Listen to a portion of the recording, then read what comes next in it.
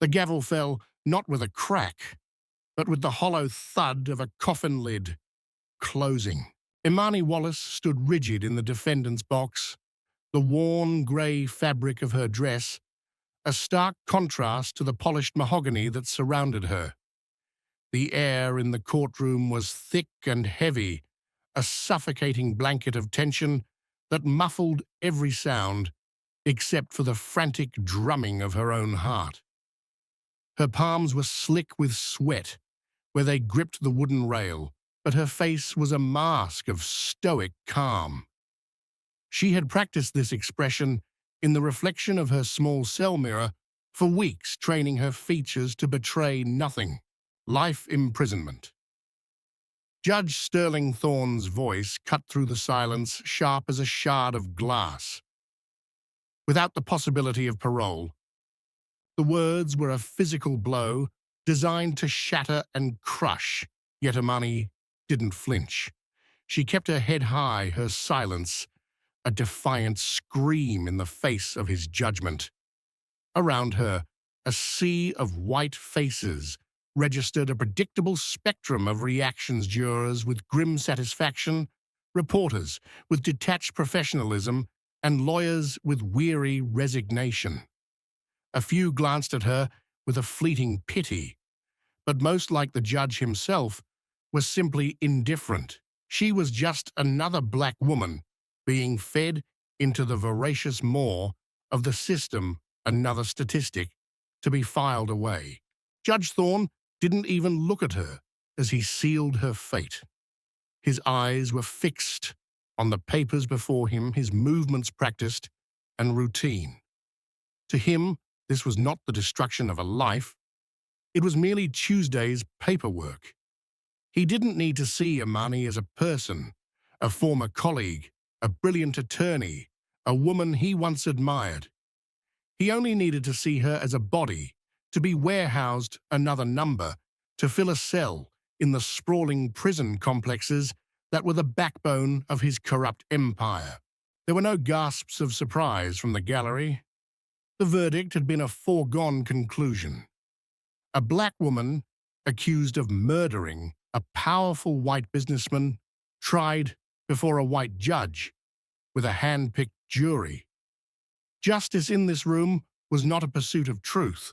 It was a performance, and the script had been written long before Imani ever took the stand. Her lawyer, Leo Vance, a young, earnest man who had poured his soul into a case that was unwinnable from the start, shifted beside her. His face was etched with a mixture of despair and apology. "Imani," he whispered, his voice cracking, "we can appeal. We'll fight this." She didn't answer him. She didn't even look at him. Her gaze was locked on Judge Thorne as he gathered his robes, his face impassive. She wondered if he felt anything at all. Did he remember the bright-eyed idealist he used to be? Did he remember her? The woman who had mentored him, who had seen a spark of greatness in him and had tried to fan it into a flame of true justice, only to watch him sell his soul for a seat at the table of power. The courtroom doors creaked open. Two guards moved toward her, their faces grim, their hands ready. The spectators began to shuffle out their low murmurs, filling the void left by the judge's sentence. Reporters scribbled furiously, their pens scratching out the narrative that would be plastered across the evening news. Brilliant but vengeful attorney gets life for murder. They would paint her as a monster, a modern-day Medea. It was a simpler story than the truth. The truth was a tangled, rotten mess that implicated half the people in this room. As the guards took her arms, the cold metal of the cuffs biting into her wrists, Imani took one last look around. She memorized the faces, the jurors who had avoided her gaze, the prosecutor whose smug smile was barely concealed. She would not forget. He had no idea who she really was, what she had set in motion. They all thought this was the end. They thought they had won. As she was led from the courtroom, a quiet, unbending resolve settled deep in her soul. The system had swallowed her. Yes, the gavel had fallen, but they had made one fatal miscalculation. They hadn't silenced her. They had just given her a new battlefield. The ride to the state penitentiary was a monotonous blur of grey highway and humming tires. Through the barred window of the transport van, Imani watched the world she was leaving behind recede into the distance. Her mind, however, was not on her destination, but on her past. She remembered a time when she had been the one standing before a judge, not as a defendant, but as an advocate, her voice ringing with a passionate belief in the law. She had been one of the most promising civil rights attorneys of her generation, taking on the cases no one else would touch, fighting for the poor, the marginalized, the people the system was designed to forget. She had believed with the fierce idealism of the young that she could change things from the inside. Then she had taken the case of Marcus Hayes, a young black man accused of an armed robbery he couldn't possibly have committed. The evidence was flimsy, built on a single dubious eyewitness identification.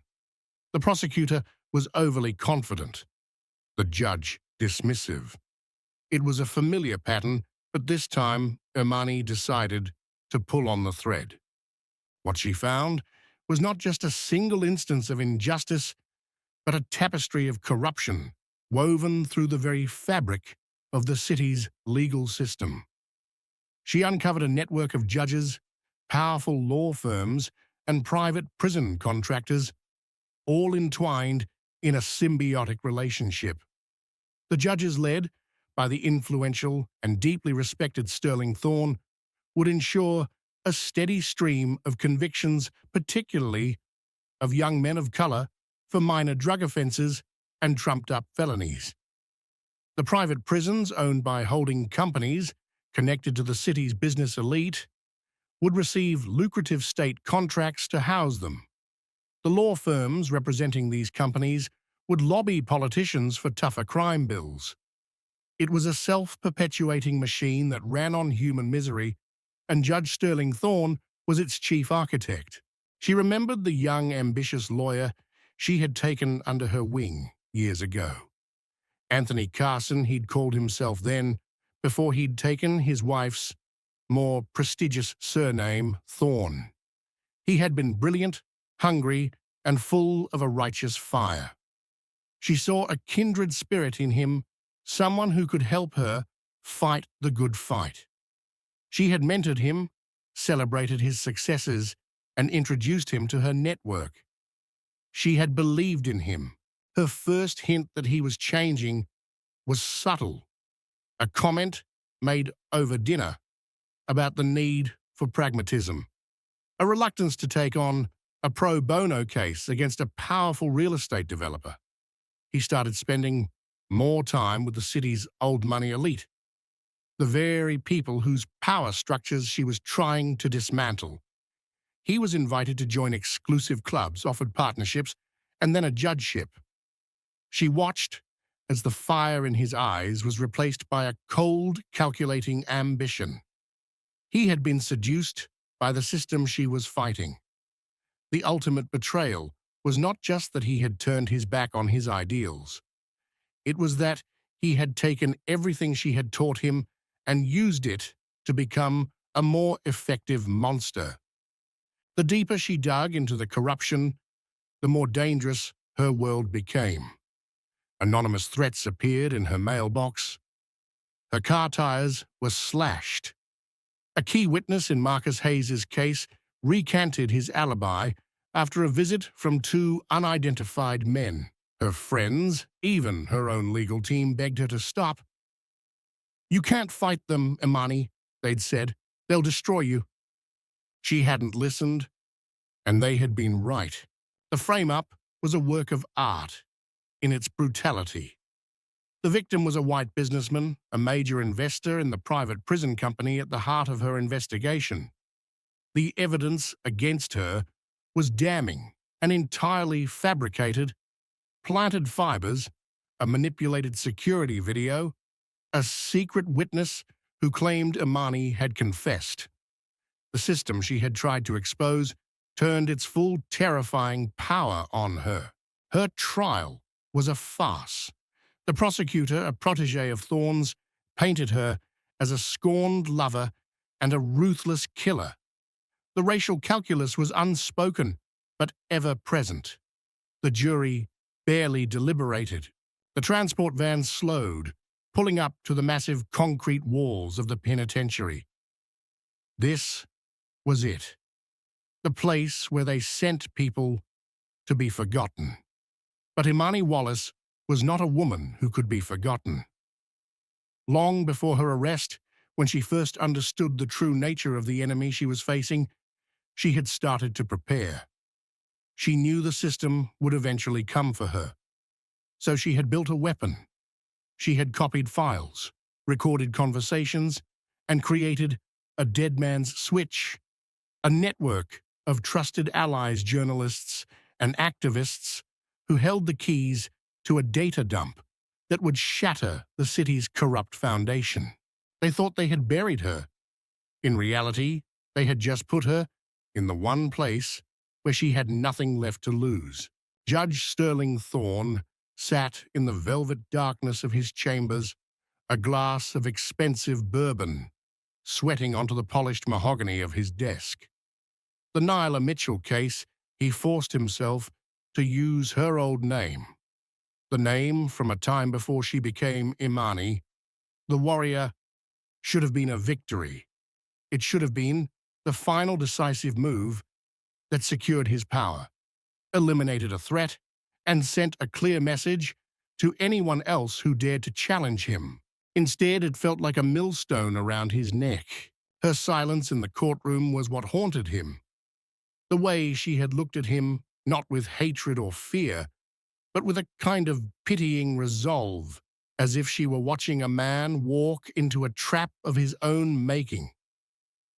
It unnerved him more than any outburst could have. He took a long swallow of the bourbon, letting the burn chase away the chill that had settled in his bones. He had become a master of self-deception, but tonight, the lies were wearing thin. He remembered the young lawyer who had so passionately argued for justice, the woman who had seen potential in him when no one else did. He had admired her, learned from her. She had taught him how to wield the law like a scalpel, to dissect a case with precision and integrity. He had taken those lessons and learned how to use the law as a bludgeon. His rise had been meteoric, but it had come at a cost. It began with small compromises, overlooking a procedural error for a well-connected colleague, accepting a generous campaign donation from a businessman with a pending zoning issue. He had told himself it was just the way the game was played, but the small compromises had paved the way for larger ones. He had become a gatekeeper, a fixer for the city's elite. Chief Justice Wallace Sterling, his own father-in-law, had anointed him as his successor, not for his legal mind, but for his loyalty to the system. The Nyla Mitchell case was supposed to be his masterpiece of control. He had orchestrated it from the beginning, feeding information to the prosecutor, ensuring the right jurors were selected, ruling on motions in a way that systematically crippled her defense. He had turned the machinery of justice into his personal weapon of destruction. His phone buzzed, dragging him from his reverie.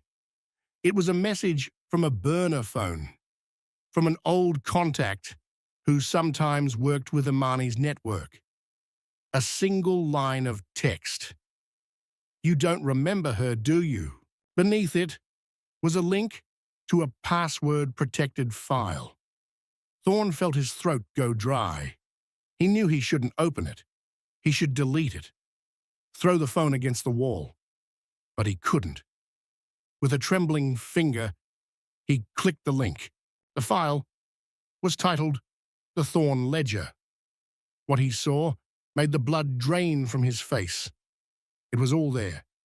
Years of corruption, meticulously documented, transcripts of backroom deals, offshore bank account numbers, a detailed map of the web of bribes and favors that connected him, his father-in-law, and a dozen other powerful men. It was Imani's life's work. It was his death warrant.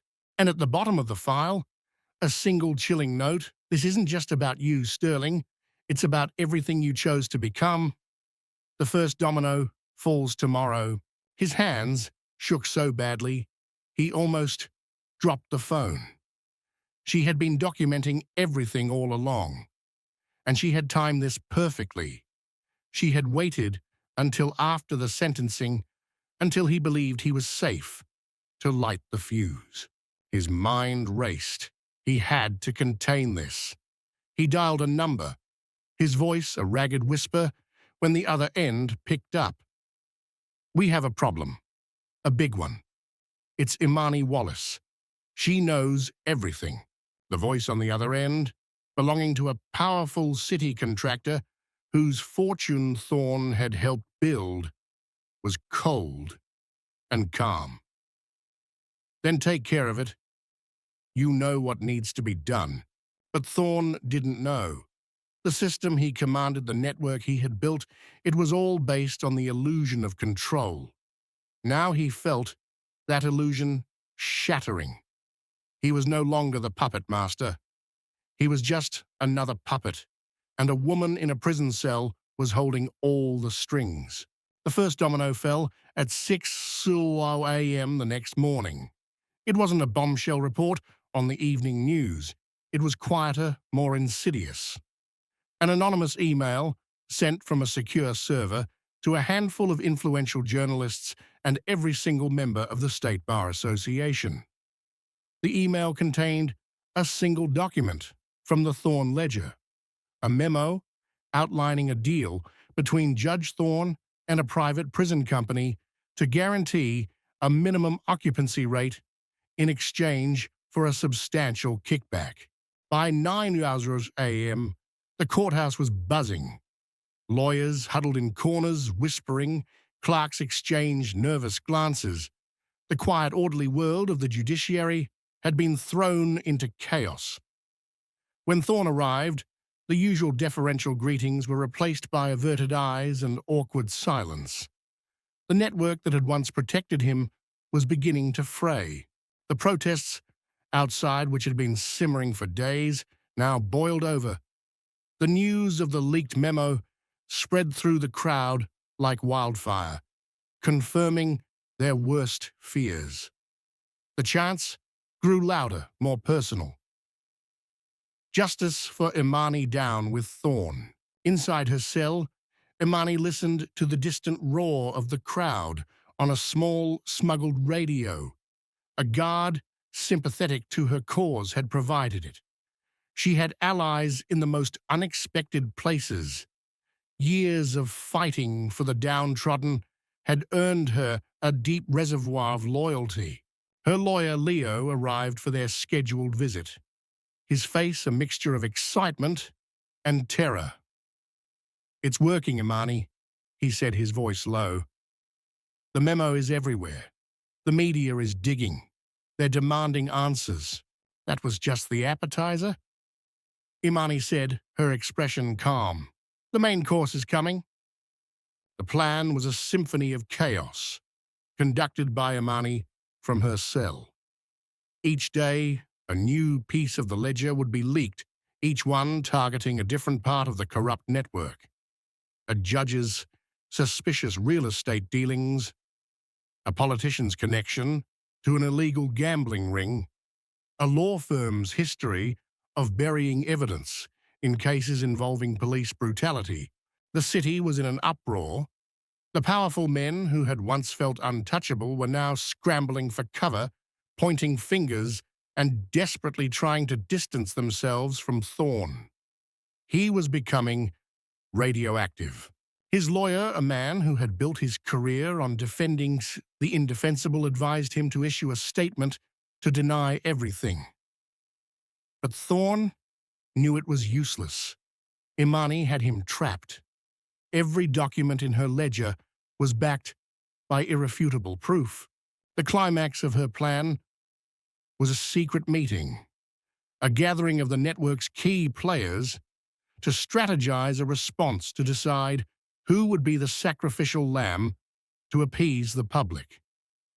Thorne knew they would choose him. He had become the face of the scandal, the lightning rod for all the public's fury. As he prepared to attend the meeting, he felt a profound sense of dread. He had spent his life accumulating power only to realize how fragile it was. He was a king whose castle was built on sand, and the tide was coming in. The meeting was held in the private dining room of an exclusive club, a place where the city's most powerful men had made deals for generations. The mood was tense, the air thick with fear and betrayal.